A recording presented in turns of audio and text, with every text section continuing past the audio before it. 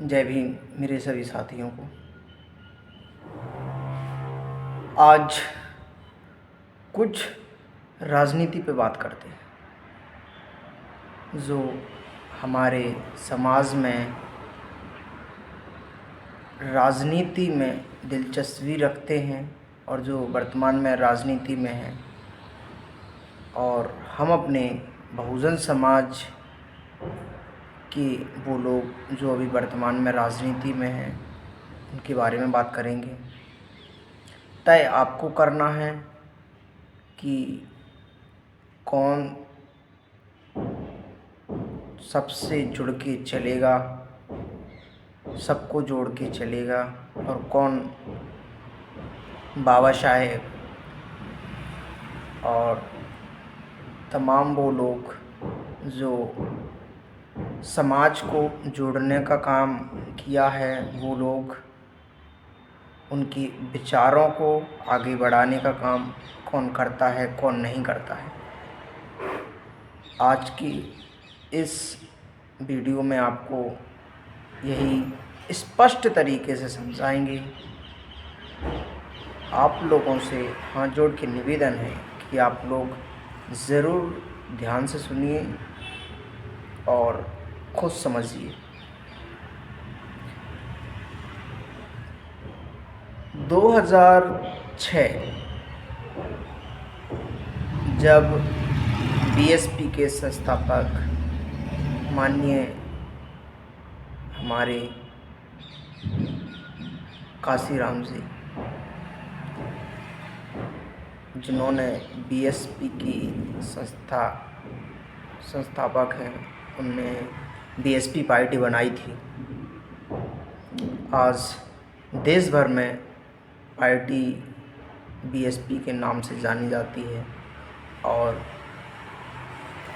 इनकी अभी उत्तराधिकारी थी बहन कुमारी मायावती जी, लेकिन अब उनके साथ उनके भतीजे आनंद जी साथ में हैं।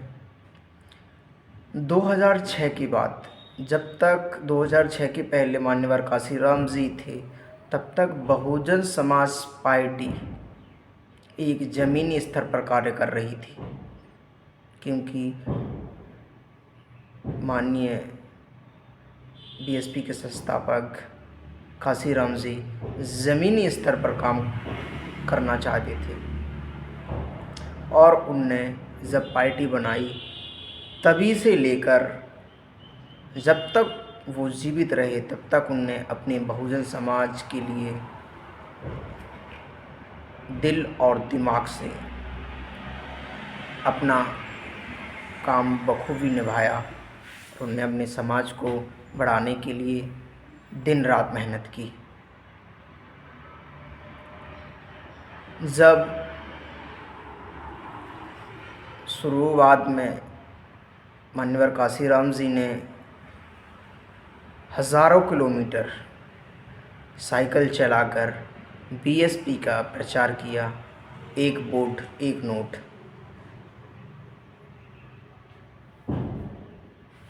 और पूरे भारत देश में वो साइकिल से यात्रा की। हर जगह बहुजन समाज पार्टी की विचारधारा, डॉक्टर अंबेडकर जी के विचार, ज्योतिबा फुले जी के विचार एवं तमाम वो लोग महापुरुष अपने जो समाज को एक नई दिशा देने वाले हैं, उन सभी की विचारधाराओं को समाज में फैलाया। और जब तक मान्यवर काशीराम जी थे, तब तक बहुजन समाज पार्टी की सीटें कभी कम नहीं हुई, क्योंकि वो एक डॉक्टर अंबेडकर जी के विचारधारक थे, जो एक समानता शिक्षित थे। लेकिन जब से 2006 की बात, जब मान्यवर काशीराम जी हमारे बीच नहीं रहे, उसके बाद जो बीएसपी हमारे सामने है, ने ज़मीनी स्तर पर कार्य करना बंद कर दिया है।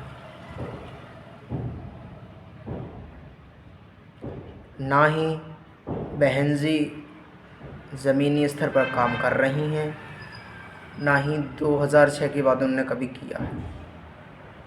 और हाल ही में उनकी भतीजी आनंद, वो भी ज़मीनी स्तर पर काम नहीं कर रही है। लेकिन जब तक बीएसपी के संस्थापक मान्यवर काशीराम जी थे, तब तक उनने अपने पूरा जीवन अपने बहुजन समाज के लिए कुर्बान कर दिया था। लेकिन 2006 के बाद उनका सपना यूं ही अधूरा रह गया है, जैसे डॉक्टर अंबेडकर जी का सपना था दलित, पिछड़े, आदिवासियों को देश की संसद तक पहुंचाना। वही सपना मान्यवर काशीराम जी ने देखा था, लेकिन वह सपना 2006 के बाद अधूरा था, अधूरा है और अधूरा रहेगा जब तक हमारी समाज एकजुट नहीं होती। कहते हैं ना कि अंगूर जब तक गुच्छे में रहेगा तब तक वो अच्छी कीमत पर बिकेगा। जिस दिन एक एक अंगूर करके गुच्छा टूट जाएगा, उस दिन उसकी कीमत भी घट जाएगी। इसी तरह जब से मान्यवर काशीराम जी हमारे बीच से नहीं रहे 2006, उसके बाद धीरे धीरे कर सब लोग बहुजन समाज बिखरता गया। कोई बीजेपी में चला गया, कोई कांग्रेस में चला गया, कोई सपा में चला गया, कोई धीरे धीरे करके सभी लोग बिखर गए। क्यों बिखरे? हो सकता है बीएसपी में उनको सही नहीं लगा, इसलिए वो किसी अन्य पार्टी में गए, या कुछ हो सकता है कि पैसों की लालच में गए,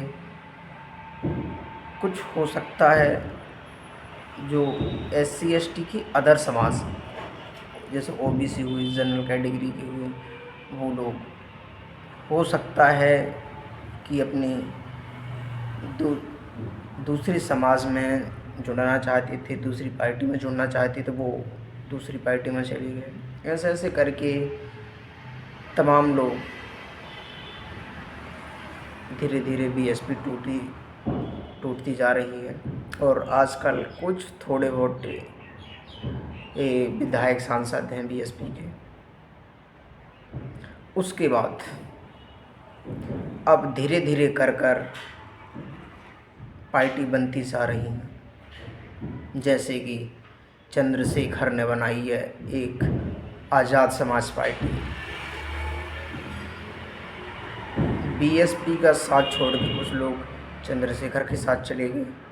अब कुछ समय पहले स्वामी प्रसाद मौर्य जी, जो पहले सपा में थे, अब उनने अपनी समाज सोशद ऐसी कुछ पार्टी बना ली है। तो बोला था ना कि जो अंगूर थे वो धीरे धीरे एक एक करके टूटते गए, ऐसे ही हुआ है। अब जो भी SC/ST या OBC के जो लोग जो अंबेडकर, काशीराम, फूले जी के विचारधारक हैं, अब उनके दिमाग में ये आने लगा है कि हम किसको वोट दें, किसका समर्थन करें। सभी हमारे लोग हैं, बीएसपी के लोग खड़े हैं, उनकी पार्टी से कोई खड़ा है तो क्या उनको वोट दें। चंद्रशेखर की आज़ाद समाज पार्टी से खड़ा है तो क्या उनको वोट दें, या स्वामी प्रसाद मौर्य जी की पार्टी से कोई खड़ा है तो उसको वोट दें। अब ये समाज हमारा बट गया है। जैसे हमारे एक क्षेत्र में 5000 वोट है, तो किसको समझ में नहीं आ रहा कि किस जगह हम वोट डालें। समझिए 1000-1500 किसी में चली गई, 1000-1500, 1000-1500 ऐसे ऐसे करके 4500-5000 वोट बढ़ गई। अब जो एक ही पार्टी का बंदा खड़ा हुआ है, चाहे बीजेपी हो, चाहे कांग्रेस हो, चाहे सपा हो, चाहे कोई भी हो, उसका बंदा एक ही खड़ा हुआ है और उसकी वोट वहाँ है 2000, 2500। तो इनको तो वोट बढ़ गई, इनको वोट 1000, 1500 मिल गई तीनों को, और वहाँ पे 2000 वोट है वो एक ही बंदे को गई। तो मतलब इन तीनों का टिकट कट के वो बंदा जीतेगा। लेकिन अगर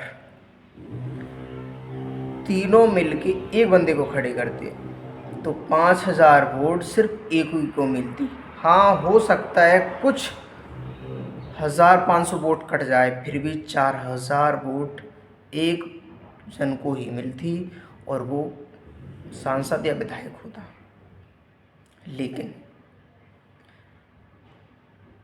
पार्टी से दूर हटकर सब जो भी राजनीति में आता जा रहा है वो अपनी पार्टी बनाता जा रहा है। ये समाज को जोड़ने का नहीं बल्कि समाज को तोड़ने का और बेचने का काम कर रहे हैं।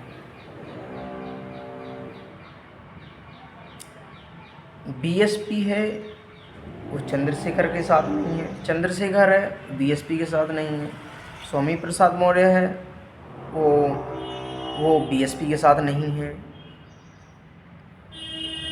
ऐसे एक दूसरे से लड़ते भिड़ते आ रहे हैं और इसी के कारण मुझे तो कभी नहीं लगा, अब न लगेगा कि हमारे समाज के लोग सांसद और विधायक और अपनी सरकार बनाएंगे। नामुमकिन है, क्योंकि हमारे समाज के ही कुछ चुनिंदा लोग जो आज राजनीतिक दल में हैं वो हमारे समाज को ही बेचने का काम कर रही है।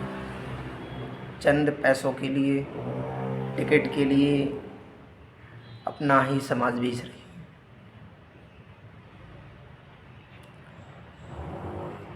इस बात को आप लोगों को समझने की ज़रूरत है, चाहे वो हमारे समाज का कोई भी बंदा हो, किसी भी पार्टी से ताल्लुक़ रखता हो, चाहे बीएसपी से, आज़ाद समाज पार्टी या स्वामी प्रसाद मौर्य जी की पार्टी से। अब धीरे धीरे कर हमारा समाज बढ़ते जा रहा है। राजनीति में जो पकड़ 2006 के पहले थी, मान्यवर काशीराम जी ने जो समाज की उन्नति देखी थी, उनने जो सपना देखा था वो टूट गया है। डॉक्टर बाबा साहेब अम्बेडकर जी ने सपना जो देखा था वो टूट गया है और हमें नहीं लगता कि वो सपना दोबारा जुड़ेगा, न जुड़ने वाला है। क्योंकि जो भी आ रहा है राजनीति में वो अपनी अपनी पार्टी बना ले रहा है, इसी के चक्कर में मलाई कोई और खा रहा है। इसीलिए आए दिन संविधान पर प्रभाव एक कुल्हाड़ी लग रही है। बीजेपी के लोग हमेशा से कहते भी आ रहे हैं, आरएसएस के लोग, कि संविधान बदलना है। कि आने वाले वक्त में यह बात सत्य होगी, संविधान बदलेगा और SC ST OBC के लोग दोबारा गुलामी करेंगे।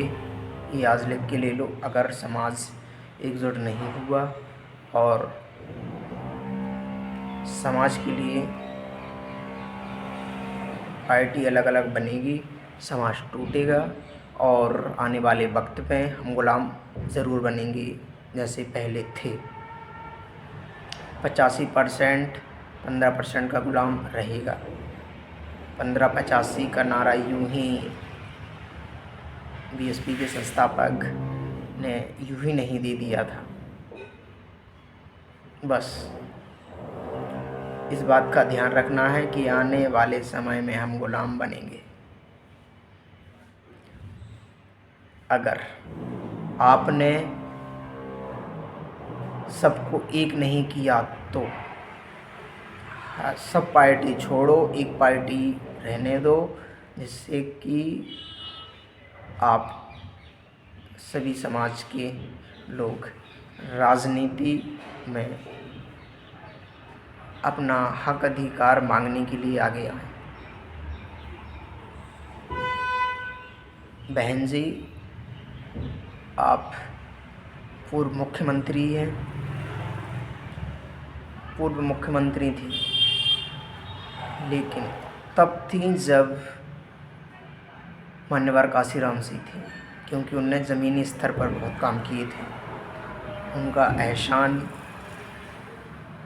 मैं तो क्या, मेरी आने वाली पीढ़ी और जिन्होंने काशीराम जी को पढ़ा है वो कभी नहीं भूल सकते।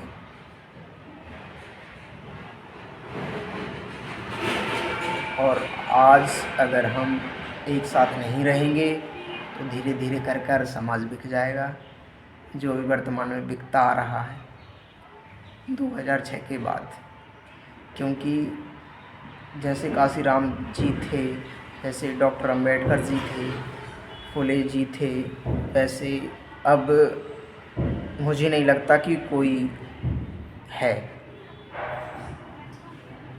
क्योंकि अब जो भी पार्टी बना रहे वो सिर्फ समाज को बेचने का काम कर रही है। समस्त लोगों से निवेदन है कि हो सके तो